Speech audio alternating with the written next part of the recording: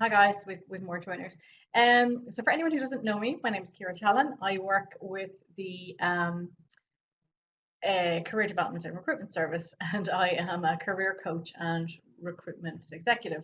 So what do? I support, started off with newly qualified members, but really on any day it can be anyone that I meet who is looking for career support, guidance, impartial advice, confidential chat about career planning, current opportunities in organisations, future opportunities. So it's quite broad, and my colleagues Dave and Karen would do pretty much similar talks with a variety of members.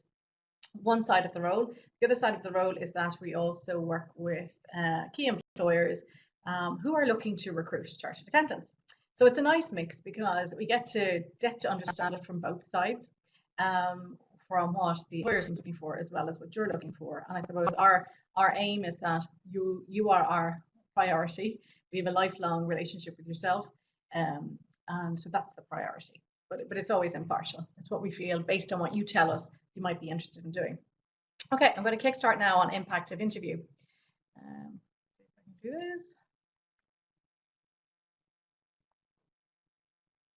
No, sorry. Get on to the next slide, Kira. Perfect. Session objectives then today. Quickly, I'm going to fly through these. Really what your CV says about you. Now, I know Dave and Karen have looked at CVs in terms of the overall interview and as well as the competency-based interviews, but really it's my take on this as well. A little bit about your aptitude and your attitude. And the 3 E's, enthusiasm, energy, and your executive presence. And I'll go into a little bit about these as we go through. Going to keep it as short and succinct as I can. I'm aware I said that last time and I went on for quite a while, but I've shortened it. We're going to look at knowing your story and owning it, knowing their story, facilitate the entire interview process, as well as then being clear on your motivators and deal breakers. So there are the objectives. We'll fly through those.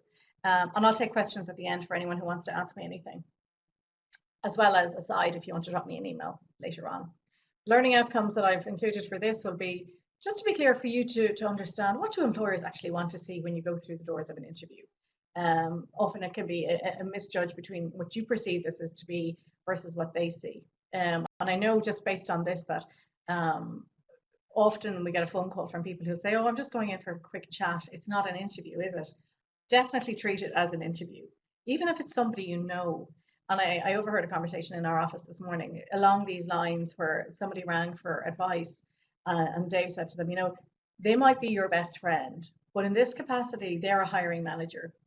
So going in and saying, yeah, I'll throw my name into the hat, that's not how it works. It very much should follow a structure and a proper format.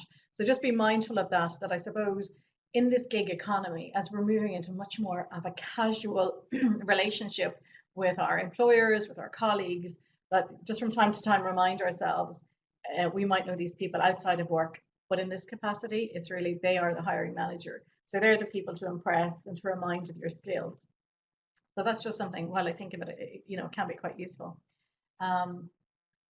Understand the reasons for previous disappointments. And what is this? This is about really where you might feel you've gone into an interview and being almost 99% of the way there, really good CV, and perhaps thinking I'm a shoo-in. And it's really just to see, is there something here that's catching you each time? Now I know we offer a mock interview service that many people do take us up on, not just for the roles that we provide, but for other roles that you might be going for as well. And it's invaluable because really we're fairly brutal for your sake. Fairly honest, if there's something small that's catching you each time, if there's a word that perhaps you're repeating that can be a little bit off-putting for an employer or a potential recruiter, we like to highlight that for your sake, to give you the best possible chance going into every interview. So we'll have a little look at that. And really just, again, to remind you, this, understand the level of preparation and research that goes into every interview that you go for. It's not necessarily, well, I've prepped once, one size does not fit all in this case.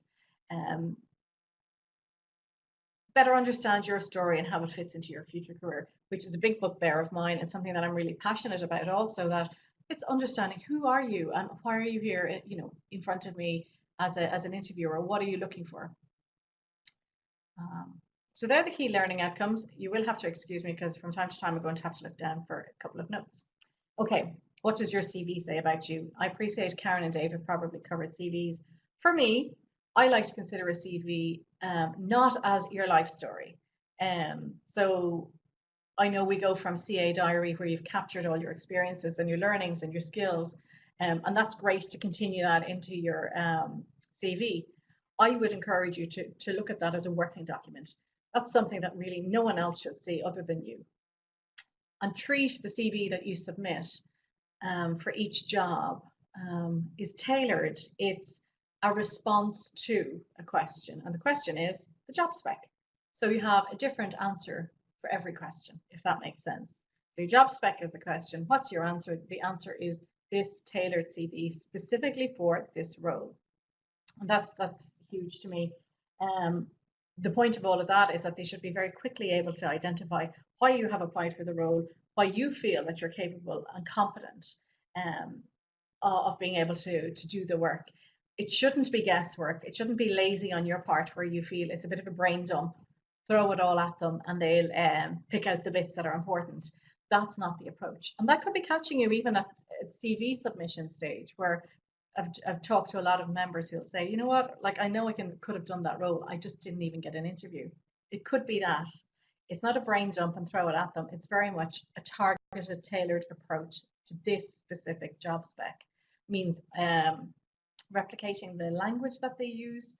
Their language in their industry and sector could be very different from the language you come from. So the idea is to not talk in your language, but to speak in theirs. Makes you much more appealing to them, far quickly they can identify you in their team, in their business. And again, it's something very small we're not aware of until somebody points it out. So if I've been, 9 years in the institute, I might have institute speak and language, and my tone might be different to where I'm looking to get into. So just be mindful of how you respond to that job spec into the organization that you want. So I suppose just going back then to, how often you thought, okay, I'm definitely a shoo-in. You've sent in the CV and then didn't even get it an interview. So it could be down to the language that you did or didn't use on the day. Okay. Attitude and aptitude. I'm going to start with aptitude first, actually. So with this, your CV in front of them, they can quite clearly see that you can do the work. They can see that, what your training has involved. 99% of them will understand it, but certainly don't take that as a given. Don't assume that every hiring manager is an accountant.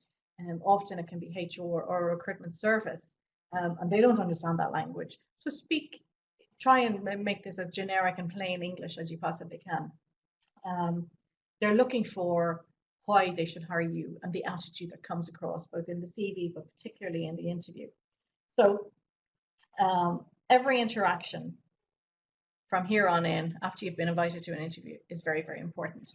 That goes down to, and a lot of this is what we see. It's, okay, I'll ring you up and say, oh, great news, you're invited to an interview, and I might not get a response.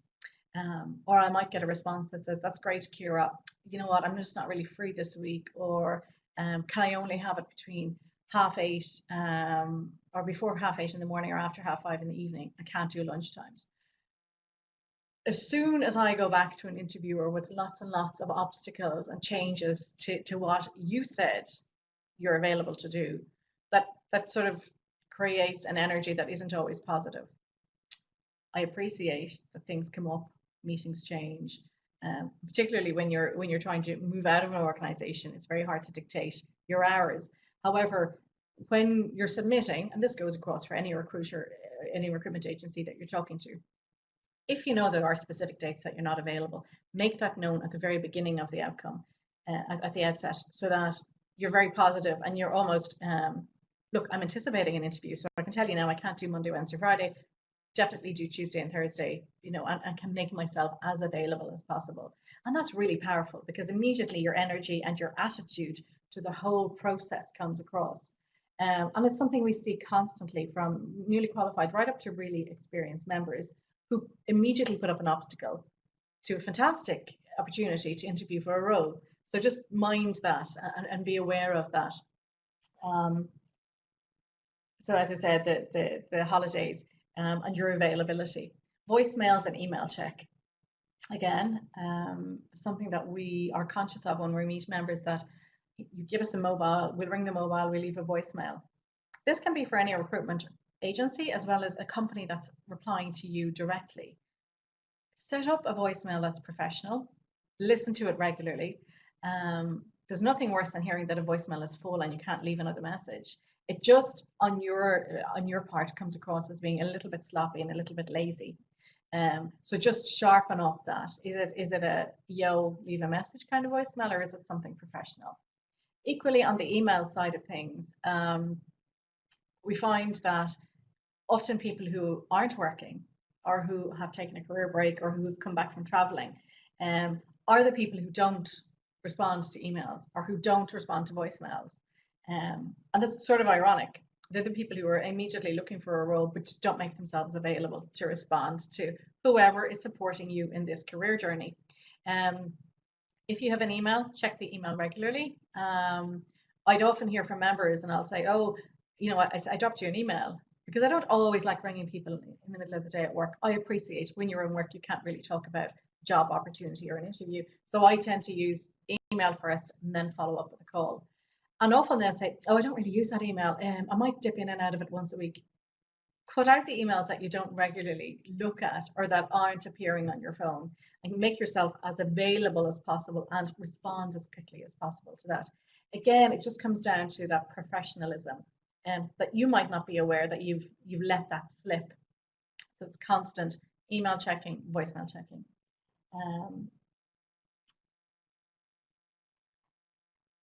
Okie dokie. Sorry, getting lost in my notes. What I would say as well is prepare, rehearse, and research. Why is this important?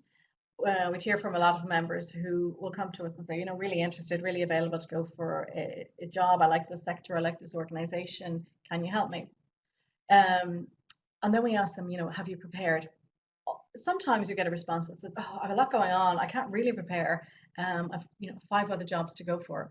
I'd stop there. That's a warning sign. If you have too many jobs on the go or too many interviews on the go, do yourself a favor and restrict them to only the ones that you're passionate about.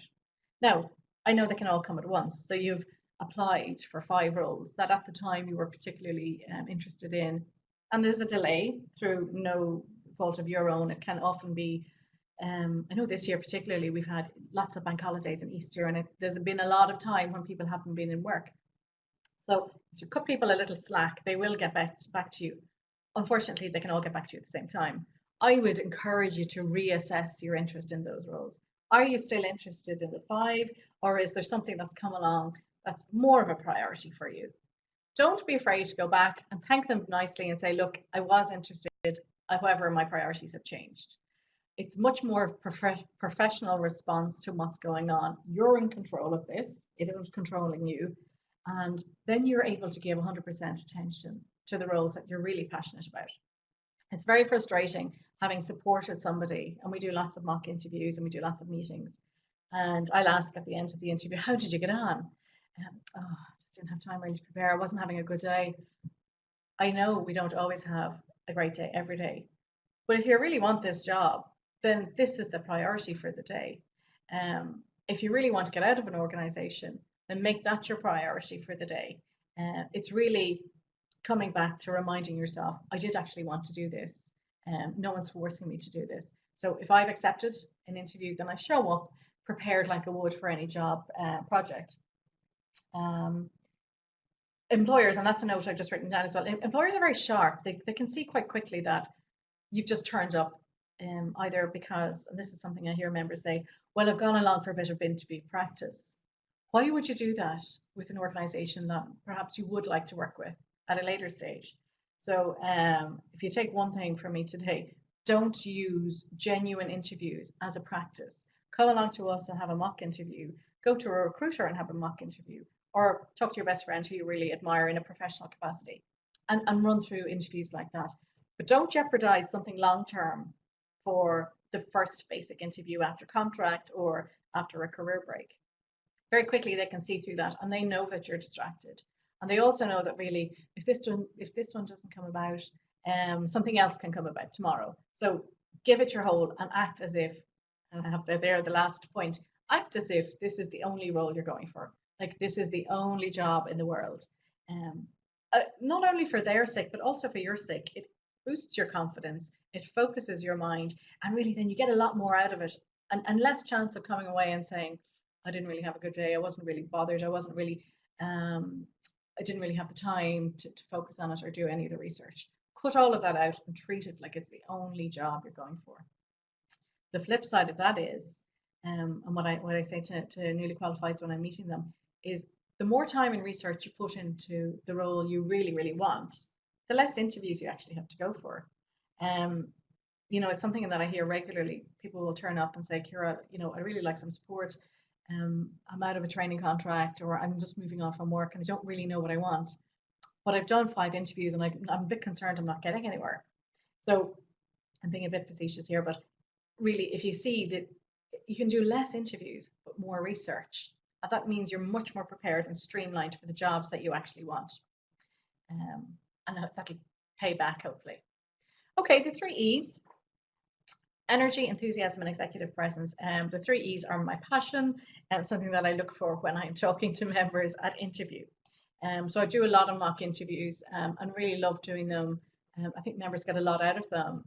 Often it can be the first time that you've ever spoken out loud about your passions, your interests, who are you, all of that. So it's a great opportunity and great service that's provided for you to really come along and find out and hear your own voice before it's in an interview setting.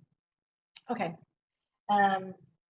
I mentioned earlier about people who are coming back after a career break or who aren't working, and how often they can be the people that don't answer a voicemail or don't respond to an email.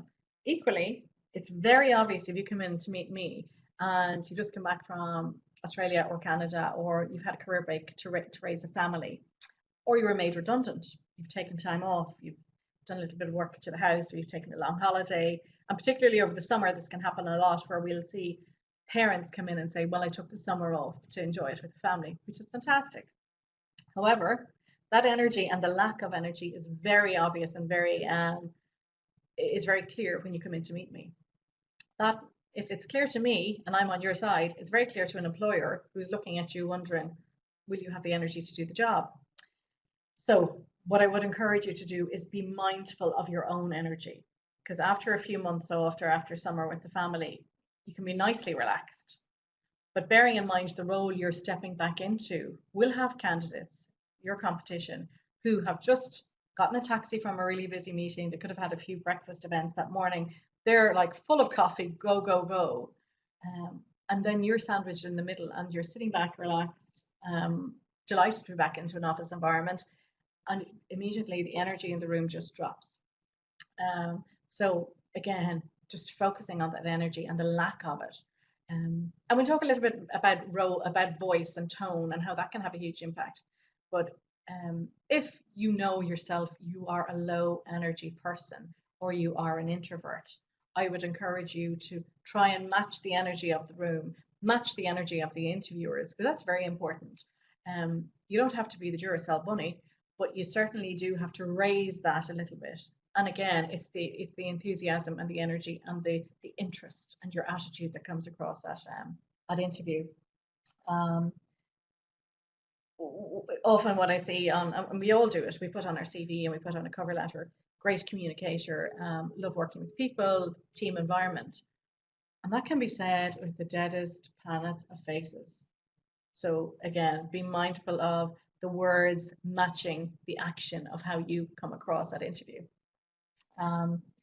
Employers will often comment to us while I'm on this, out of courtesy, if you ever go for an interview and you've been supported by Chartered Accountants Ireland, by a recruitment agency, by a friend, by a colleague, always pick up the phone after the interview and say, thanks for organising that, and tell them how you get on. It's quite frustrating when you've gone through a long process and finally secured an interview. 2 or 3 interviews, and people don't pick up the phone and say, how did it go? Because I'm dying to hear how it's gone. Not from my side, but for your sake. You've put a lot of preparation in. So I'd always like to hear from a candidate first, and I think recruiters are always the same.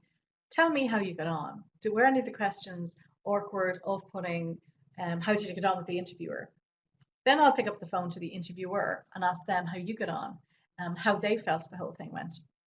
And this is where that mismatch of energy comes through. They can often say, seemed to go okay. I mean, on paper they were fine, just didn't seem particularly interested in the role.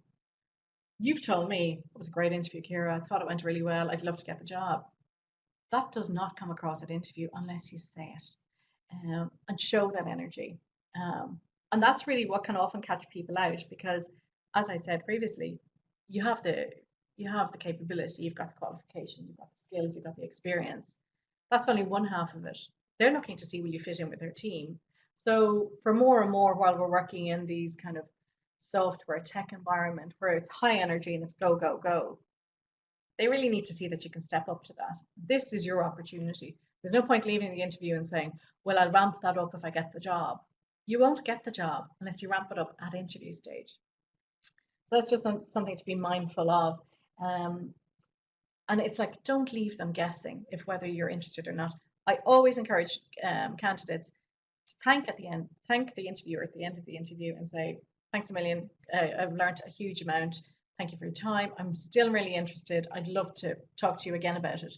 There's nothing wrong with acknowledging that you've enjoyed the time chatting about it. You've learned a lot. And you know what? I'd love to do that again. It's like a date. I'd love to do that again.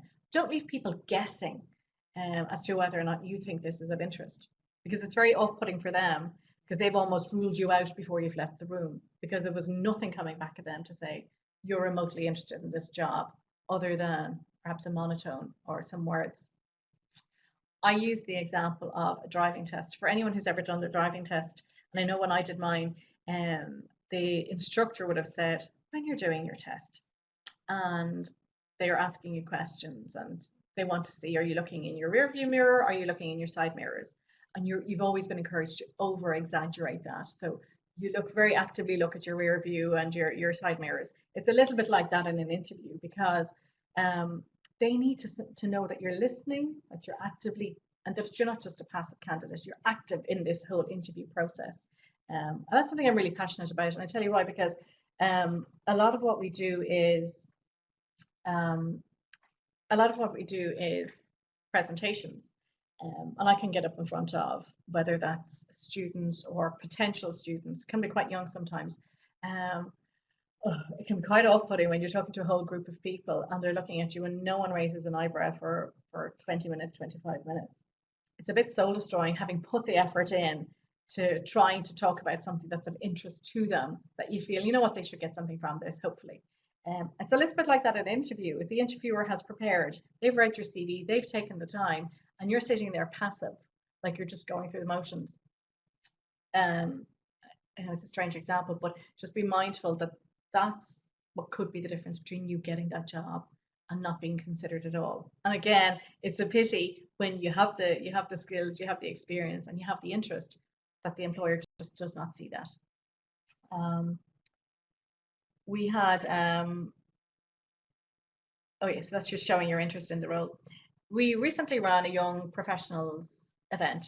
It's something that I support, and it's a young professionals committee for members who are 0 to 10 years qualified. If you don't know about it, if you have never gotten involved and you're Dublin based, I would encourage you to do that. This year in particular, we've had great events, and we had one on executive presence, which is something that maybe people aren't always sure, what does executive presence mean? It's a little bit more than just your personal branding. It's very much about how you show up throughout the whole thing, from linking your LinkedIn profile to your CV, to your application, your cover letter, right up to interview progression and acceptance of a role. It's that whole thing of who you are and how you show up. One of the things that would often catch people out is perhaps saying, well, I have great communication skills. And I know I talked about this in terms of team building and team skills. It goes back to that. The whole thing has to work, right from how you show up, how you dress, think of it, if you're going into a very corporate environment and you're wearing jeans and a t-shirt, it's very hard for them to see how do you actually show up. Um, so it's going back to clean hair, the basics, nails, not too much false tan, all of the things that can sometimes catch people out on the day. Smartly dressed, prepared, know where the interview is going to be. Um, eye contact. Eye contact for me is a huge thing. Um, being able to smile, being able to have a chat in the lift about the weather, about who won last night's match. I'm not particularly interested in football, but on occasion I do dip in and out just to see, well, who was playing last night? You know, was it the UEFA Champions League or the cup final, whatever it was. It's about a little bit knowing a little bit about that and having a conversation and engaging with the person.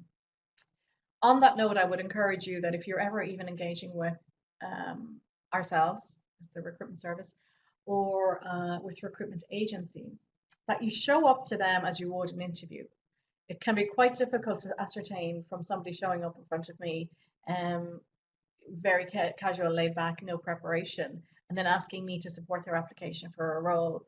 It's very hard for me to say, well, I know you're a member, but there's nothing here that I've seen that would tell me that you could fit into that team. Even down to something simple as showing up with a pen and paper. So again, every day I'll sit down with members who'll say, really would love your support. And I love doing that. I love meeting them. But I sort of wonder when people turn up in front of me without a pen and paper, it's like, what part of this are you not engaging in? So remind yourself when you're going to an interview, have a copy of your CV. I would always bring one and have in the past and never had an issue with it. So that's something I rely on and look at, but it's just to me as a crutch and can be just helpful to the side. And you can have a notepad on top and always a pen. Go prepared. You're a professional. You're on equal level here. It's not that you're going to sit there and try and remember every single word and hope that you do when you get home. Write it down. Write down the salient points before you start. If you'd like to say, I'm just going to jot down a couple of things. Is that okay? It sort of is a nice, refreshing approach because then they feel that you are actually interested. You're telling me you're a professional. It goes back to your executive presence. So it's nice to see you show up as you would in a working environment.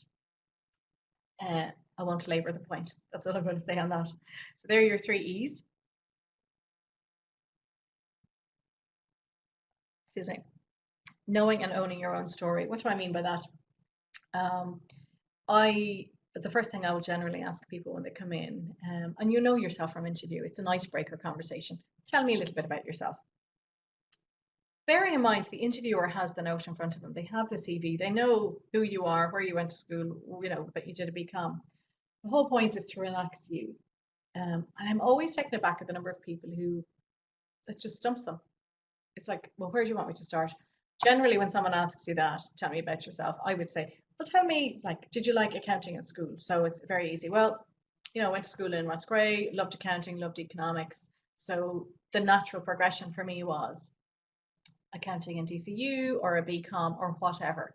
And tell them your story, not into fine detail that you're going to take up at the interview. Keep it moving, keep the energy up. This is your story. This is where you should thrive at interview. This is the interviewer is giving you an out. They're saying, look, we know the rest of the questions might be a little bit awkward and you might have to think about them, but at least try this. Tell me about yourself.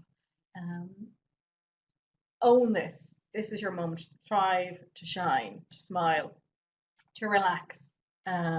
It's about knowing the rationale behind what you've done. It should be the easiest part of the conversation. And again, it's an icebreaker.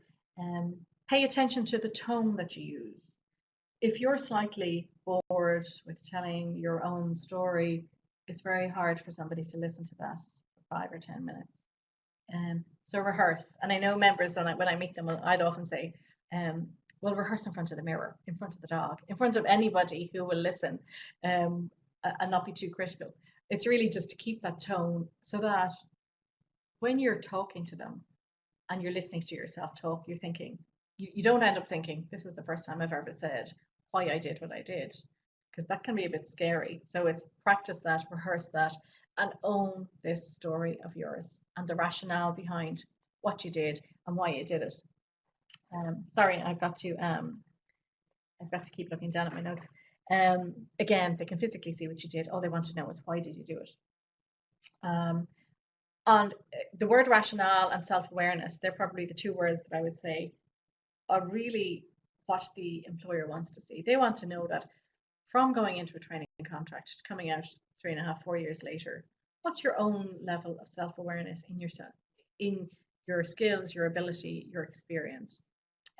What do I mean by that? It's one of the first questions I'll ask on a CV is, oh, okay, I see that you went from your BCom and then you took a training contract with EY. Why EY? That again can stump people. It's like, well, I don't know. The employer wants to know, was there any thought put into this? Even if it's a case that you've said, well, all my friends were, or a couple of the guys from town were, were moving up to Dublin and I thought I'd move in with them and that kind of thing. That's rationale, that's thought. It doesn't actually matter what the answer is, but the fact is that you did put a bit of thought into it. Don't just stop there. Look at each role that you've taken on, each assignment, each company. Why did you do what you did? I can see it's on paper. I'm not asking you what you did. I'm asking you why you did what you did. So I trained, in audit or in financial services. I thought I really enjoyed that. So I thought then I'd try something in banking or in insurance or in central bank. Great. So you thought about it. You're telling me your story with ease. It's not labored and you shouldn't be uncomfortable at this stage of the interview. This is where you've been given an out. So for me, that's the most vital part. And they're looking at you not to see how many points you got, but really they're picturing you with their team and that you're able to have a conversation, have a chat, have a laugh, have a smile. So that's really vital for that. Knowing their story. What do I mean by knowing their story? I mean, understanding about the company, and not just limited to an explosive headline in a newspaper that we can all read, but really going deeper. Did you look at the financial statements? Did you seek out the annual report? Did you know that the CEO had just resigned? Did you know that the share price had just dropped? Do you know that they've just created a diversity committee? That kind of thing, that level of detail. And that's why it's important that you're not spreading the energy of all of the companies that you're interested in or all of the companies that you're interviewing for, that you're keeping it nice and succinct and compact and manageable, because then you can go into much more of a detail to help sell yourself and your interest in the company. I once had a financial director of an airline say to me, Kira, that candidate came in and knew as much about this airline now as they probably learned on the sticker of the headrest in front of them. He was being a bit facetious, but actually it was quite powerful, because what it meant is, I don't need you to quote back to me something that's really obvious. I like you to go a little bit deeper and tell me something about the organization that you've learned recently, or throw it into a nice question. While I'm on this, then I'll jump to the end of the interview. Always have a question ready about the organization, not in a what I can get from it, like not how many annual leave days will I get, or when will I know about the interview. It's more about, how will Brexit affect you? Like, come up with something that's quite an interesting question for them to see that you genuinely can be put in front of clients and manage a conversation, but also that you have a genuine interest in the organization, and the organization, not just a genuine interest in you. So that was just while I'm on that. What I will say is, knowing the story of why the role has come about, whether that's through somebody resigning, how long were they there? Ask the questions. Generally to a recruiter before you go in, or to ourselves if we're putting you forward. If you're applying directly, try and find out as much information before you go in for an interview. How has the role come about? It shows a level of interest in, you're able to see how you could fit into this organization, how this role can help you in your long-term career path, and that goes back to your story. An employer might like to know, particularly if you're going for a role that isn't quite obvious, why would you go for this role? It might be obvious to you and your story. Share that with them. And on that, if there's something on your CV or in your interview skills, or within the interview, that you realize, you know what, this probably isn't very clear to the interviewer, meet that head on and say, look, I can see from my CV, that I've had a year's gap that isn't accounted for. Well, I actually went traveling, or I took time out to do up a house. Anticipate the question that they're going to wonder, or the elephant in the room. Tackle that head on.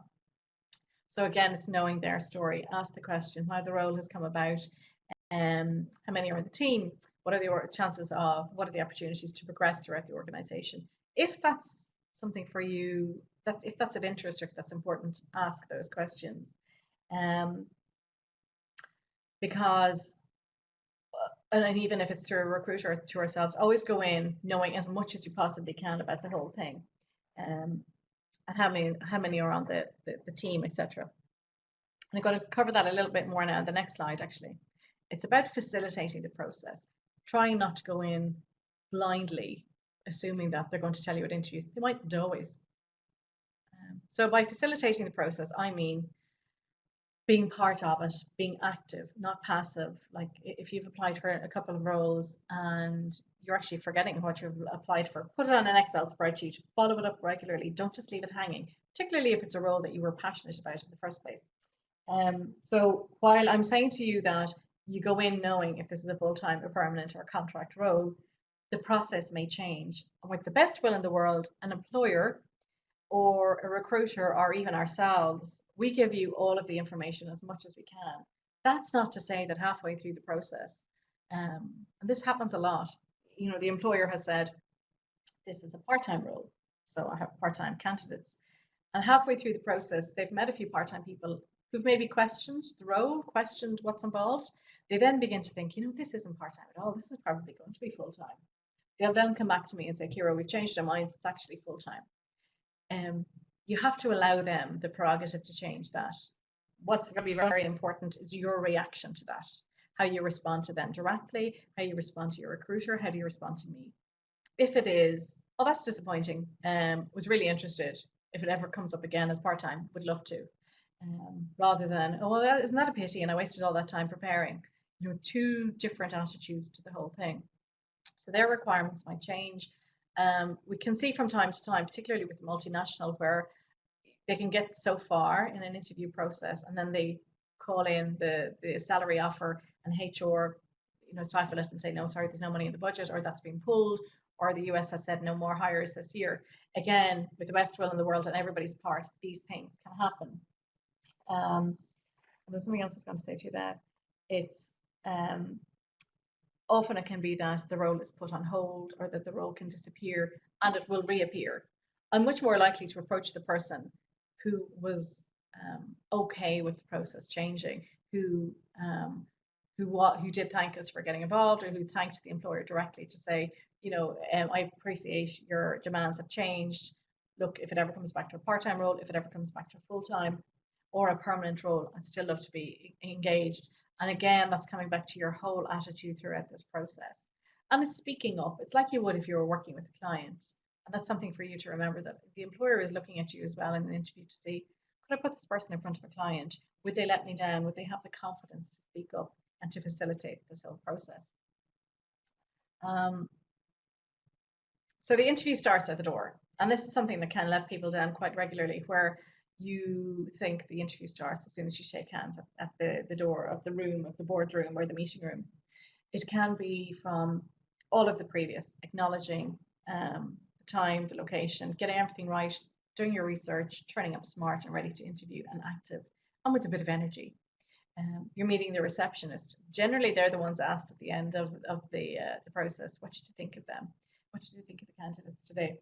So start early with whoever you meet throughout the building.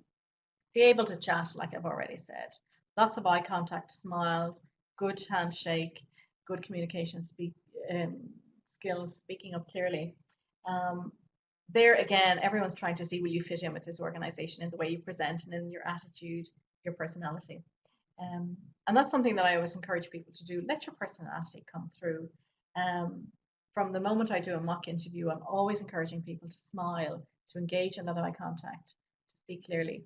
If I don't get a smile, I will try and dig deep in an interview and try and find something that you're passionate about.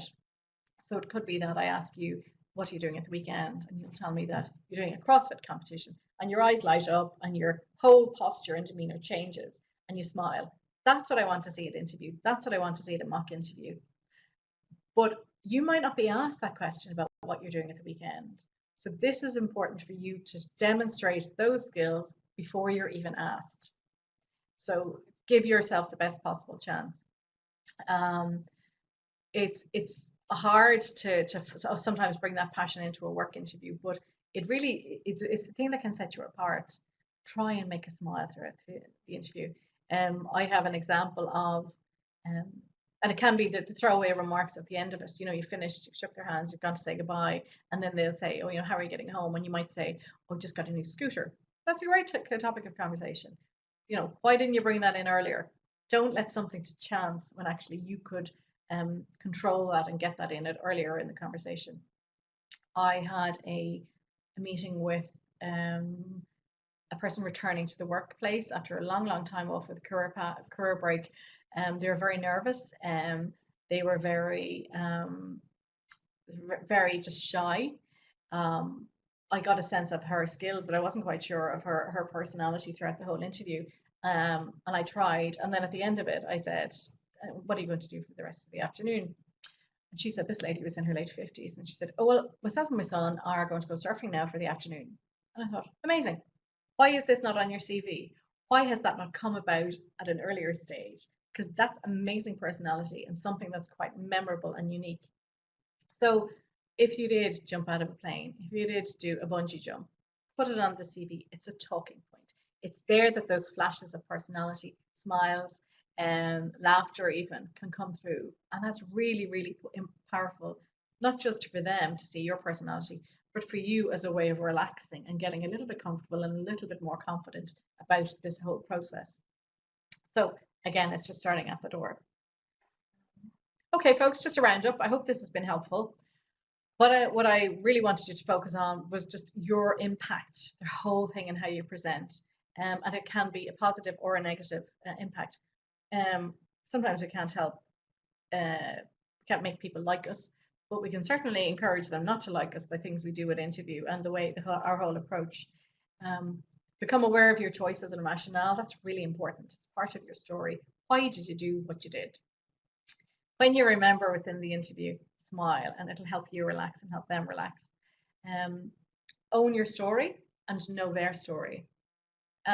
Something that I just threw in there earlier because I think it can be quite important is often with the best will in the world and the best intentions, you've gone in prepared, you've been fully briefed, and the interview just hasn't been great. And bear in mind that not every interviewer has been prepped. They're not always the best people to interview. Bear also in mind that sometimes on occasion, a candidate can turn up at the door. The person interviewing them is either sick or has double booked, and they're saying, you know what, they've turned up. We need to have a little bit of respect for them. So will somebody go and meet them and have a chat? So allow the person interviewing you a little bit of an off day as well, that maybe they didn't even know you were turning up. And so they're out of courtesy to you, they're being respectful. So don't beat yourself up. It can often be something that's going on in the background. And most of all, if you're interested, tell them that you're interested and tell them that you'd like to meet them again. If you have an interest in another role outside, and this goes for a direct or through a recruiter or through ourselves, always please tell us out of courtesy that you've got something else going on. Why do I say that to you? It's because if sometimes I can speed up the process. So if there's potential there for it to drag on a few weeks, and I say to the employer, look, they've got another 2 interviews going on. I don't divulge, and no one will divulge what's involved, but they'll certainly say, look, you've got 2 other really good roles coming up that you're interested in and that you're interviewing for. Often that can be the difference between dragging it out and an employer realizing you're really good. I need to snap you up immediately. So be honest about it. The flip side of that is, and the less than perfect side is, where you don't tell the employer, the recruiter, or ourselves that you've got 3 other potentially really good roles coming up. All you've told me is that this is the only one you're interested in. It can be quite embarrassing, and it's very hard to go back to an employer to say, I know I told you that there's nothing else going on this week, but actually it appears they've had 3 other interviews and they've had 2 offers and they've accepted 1 of them. That's very hard to go back to an employer because really we haven't been truthful and honest. We don't divulge the detail, but it's good to know, well, where do I sit as an employer? Am I your employer of choice? Am I one of your employers of choice? Or am I the only one that's going on? So again, that from, I suppose, professional courtesy point of view can be quite powerful and quite impactful. And you know, Ireland is so small, chartered accountancy is so small, people know each other. So it's always great to see that professional courtesy just extend a little bit. I think that's it. So I hope that's been useful. Any questions, folks? Happy to take them.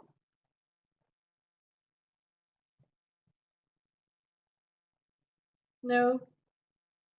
Oh, Fiona. As I said, you can email me directly. My email is kira.talon@charteredaccountants with an s.ie. We have a couple of questions coming along.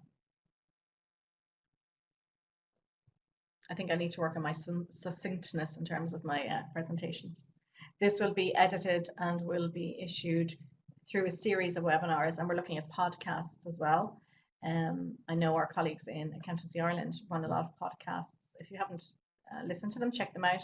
Some really good speakers. Often they're the speakers through Accountancy Ireland who've come into the studio and had a chat. If you're interested in that, check it out. And as soon as we release podcasts, we'll let you know. I have a question. In my 40s, coming back into finance after running a few SMEs, are your personal interests still relevant on a CV? Absolutely, I would say, because often your personal interests can be the thing that really is not only an icebreaker, but it's something that people then, they start to form a bond and start to relate to you. We like black and white on a CV or even on LinkedIn on occasion, it's very hard to get that. So it's good to put in something. Now, what I would say to you is, like someone, Fiona, who might be into running and they put down every event they've ever run in or every park run, don't do that. Just keep it like that you're into something that could be quite out there or not quite out there. I know recently someone said to me about reading and cinema. They're quite an isolated topic and an isolated interest. So try and do something that's relatively involves a couple of other people. But definitely, Fiona, even if, you know, sometimes our business interests are quite aligned with our personal interests. So that can be really interesting to see those. As I said, Young Professionals Committee, try and come along to the events. We generally start in September. A nice mix of hard and soft skills to try and balance that out throughout the year. We have an end of year barbecue coming up on the 13th of June. So if you haven't come along to anything, great way. It's not at all, I don't think it's imposing. It's very much come along on your own, chat to people. We're always there. The committee are great to chat to. And we encourage people to come along to things on their own as well, not just in groups. Often you find out a little bit more, you know, when you're not talking to a buddy or a colleague.